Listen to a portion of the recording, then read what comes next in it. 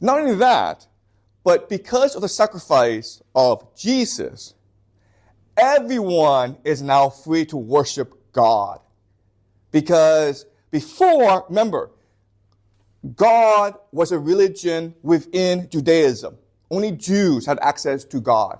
And even within the religion itself, really only the high priest had access to God. So Jesus came to earth to tell us, all humans, the entire human race, God is within all of us. You don't have to be a Jewish person to believe in God. You can just be a person who wants to believe in God. Okay? And this is an idea that is beautifully encapsulated in the Gospel of Mark. Okay? So let's read this section together. And this is when Jesus has been crucified and he has died. Okay? Then Jesus gave a loud cry and breathed his last. So the Son of God has died. Okay? He's completed his mission. And the curtain of the temple was torn in two from top to bottom. Okay? This is an extremely important sentence. The curtain is the door inside the temple. And the curtain is what protects the inner sanctum, the holiest room. It's called the Holy of the Holies, okay?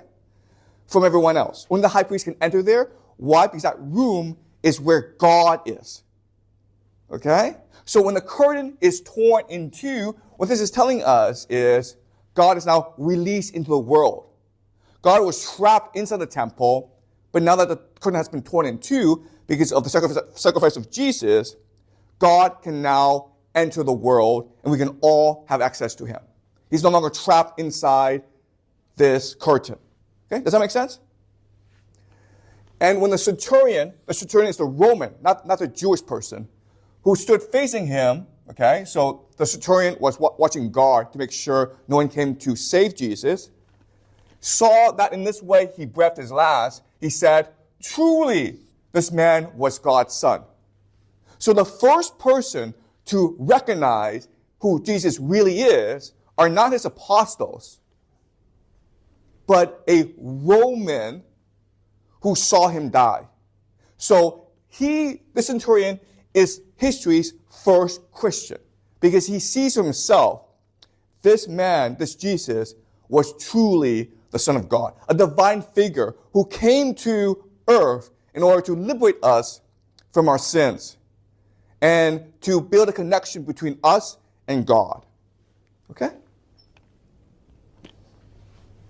So this is the very basis of the Christian faith. You believe that Jesus came to earth in order to atone for our sins and to liberate us from the corruption of religion in the world around us.